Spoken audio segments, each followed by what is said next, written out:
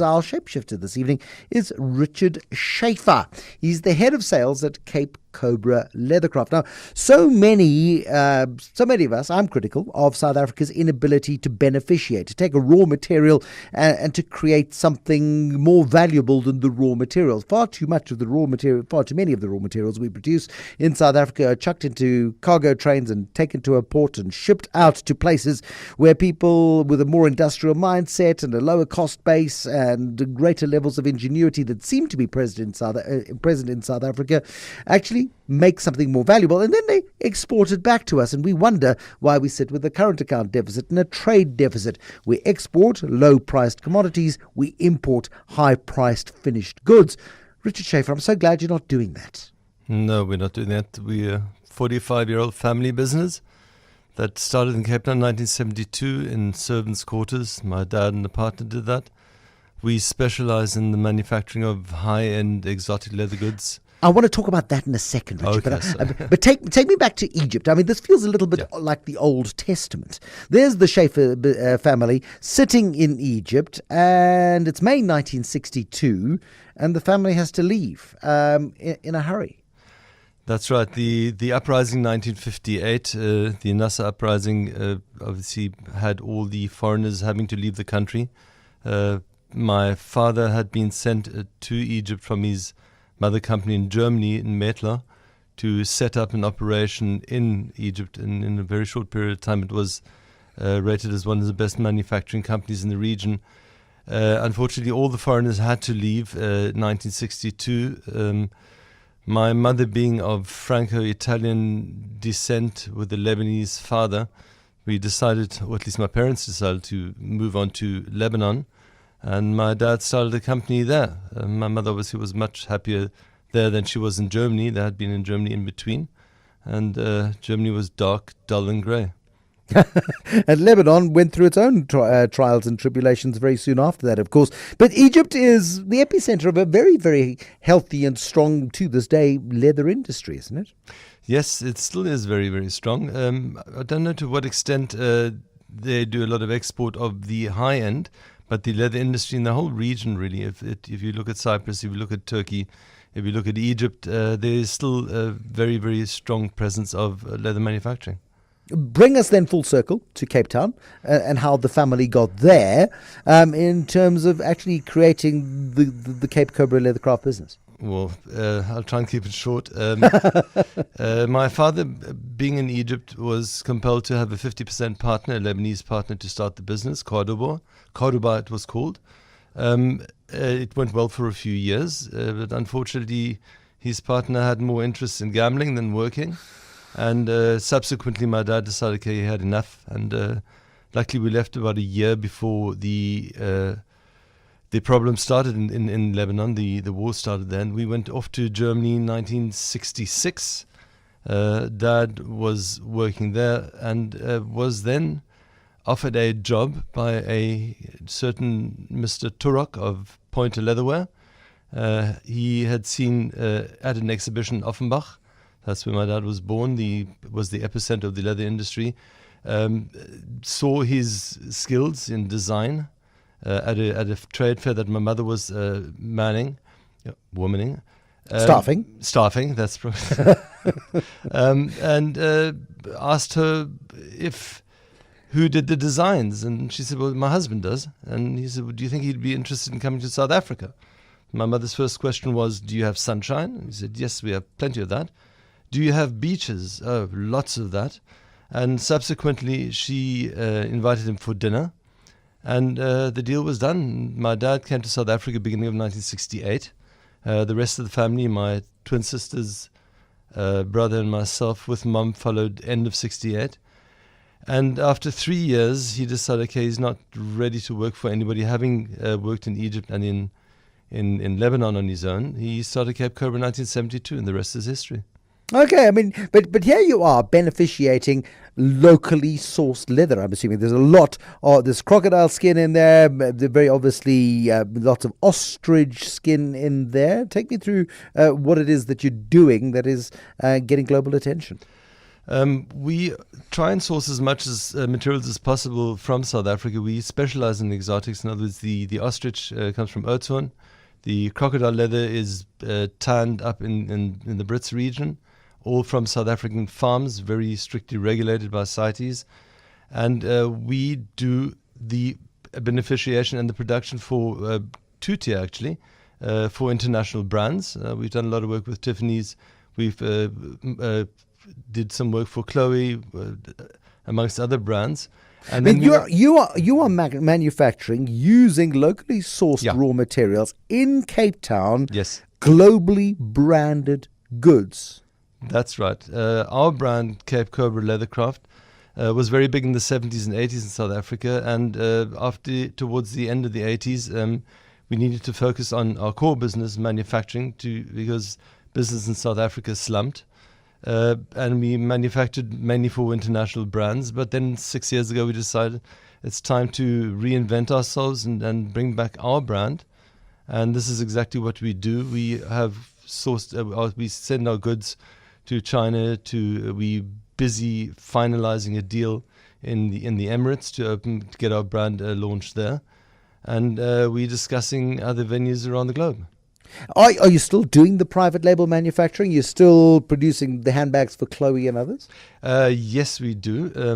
Chloe was just one project, but my brother, our managing director, Robert Schaffer, he happens to be in New York right now, speaking to various manufacturers, brands that we actually manufacture for already, as well as other brands that are keen to jump on board and have us do their work right here in Cape Town. And again, that then is the design is taken out of your hands, I take it. You then become the manufacturers of these global brands. That's correct. In other words, our design department is split into two. We've got designers and product development department. In other words, we will get the sketches from the brands. We'll do from the two-dimensional sketch, we'll do the mock-ups, the salpos we call them, and get their approval, do the first range, send over the final range, and then hopefully they get lots of orders and we get lots of work. And in the world of leathercraft, I mean, it is at the luxury end. We see the likes of the Richemonts of the world and the LVMHs. It's a highly competitive space, and brand and quality is everything, because they don't give the stuff you make away. No. It is firstly fashion. It is part of the fashion industry, and everybody knows fashion industry goes up and down, changes very quickly. It's a very quick industry. And yes, obviously our attention to detail probably is what attracted those brands to have us manufacture for them. There's always room for improvement. We always strive to improve our skills, improve the technical side, and train our staff. How many people are you employing in Cape Town? At the moment, about 80 people. And it's a high skill. Yeah. It's a high skill industry, though. It is a high skilled industry. My brother, having learned the trade in Germany, and having trained subsequent staff members, we do our training in-house as much as we possibly can, because we have a certain way of working. We don't really like importing faults that might have happened somewhere else, especially with materials that are as expensive as they are. There are no room for seconds. There is no room for faults. If you produced an identical Cape Cobra bag to a Dior bag or another global brand, would you be able to command the same sort of premium, Richard? Well, first and foremost, we do not copy. If you did, I mean, same quality bag, same size, same volume, similar materials, could you command the same sort of premium? Yes, I think a lot of the brands out there, you pay a premium for a brand. There's no question about that. It doesn't necessarily come together with quality. You have brands out there that have got big names, but they don't really finish it off that accordingly. And we are obviously very specific about quality. We are absolute perfectionists in what we do. And that shows in our brand, in Cape Cobra Leathercraft brand, which is also available locally. And you're taking this brand. You mentioned earlier that you are looking in the Middle East. You're looking at parts of the world where the luxury brands are underrepresented, or where there is an appetite for quality, perhaps. Yes, I don't think brands as such are underrepresented. I think it's just the whole market is changing. People are looking for more bespoke items, high quality items, items that are not over branded with logos, etc., etc. It's the era of beyond the brand, I'd say, and this is what they're looking for. This is the whole world is starting to move that way, and that's where we come in. I think we've got a good opportunity to penetrate those markets, because the items that we do manufacture, a lot of them are really bespoke single pieces, and you can comfortably buy a bag, example from our limited edition collection, where there are only 12 pieces made, and there's, in all likelihood, there's only one in one specific skin, in one specific color, and that's it. And that becomes, I mean, quite special in a world of where luxury brands have become ubiquitous and they're being copied. And you've got people at the traffic lights selling Louis Vuitton handbags, and for the uninitiated, whether it's fake or whether it's real, at first glance makes very little difference. And so if you're trying to make a quality statement and you're walking around with something that looks like you could have bought it at a traffic light, well, why did you bother spending the money? Yeah, that's true. That's why our pieces, you don't have hundreds or thousands of pieces identical that have been copied. Every piece is unique. But it's art. It's artistry. Yes, I mean, this is a combination of industrial skill and of deep artistry, because you've got a piece of crocodile skin or a piece of ostrich skin. It's been carefully treated. It's been manicured and got to a very high level of finish. You really don't want to sneeze while cutting it. No, absolutely not. Every skin is treated differently. Every skin is cut differently. There's a lot of skills, a lot of craft, a lot of passion in what we do, and that we've instilled in our team from the cutting department right through to dispatch. Where's your biggest market? The biggest market at the moment is the tourism industry. In fact, the tourism industry in South Africa has grown substantially, especially in the last 18 months. And beyond that, we send goods to Europe. But we're very local based still, and we are working on getting it out there. China was a interesting project 3 years ago, but I think with the lack of growth in China, that has fallen asleep slightly. But that's nothing that we can't turn around. And yeah, so the market is coming to you, which is nice to see. And are you going through retail? Are you selling yourselves? I mean, you've got an online presence and wish lists to add to, and sizes and dimensions and quality statements. I just don't see any price. And as a husband, that scares me away. You don't put prices to items of that nature for various. Because it's not about the price. No, it's for various reasons. Firstly, we do have a presence elsewhere in South Africa, and if we would put our price on there, although we set targets as to what one should sell the item for, that there's just parity across the board, but it's just not done at that level. You don't put a price to a bag. I mean, it truly is remarkable work. I mean, I look at the quality and the craftsmanship, and I look at the at this, and it's so nice to see that this stuff is being made in Cape Town. It's being using mostly local materials. It's using local talent to craft and to create this work. And for people who undersell South Africa's ability to beneficiate raw materials, I think you guys must be a shining light.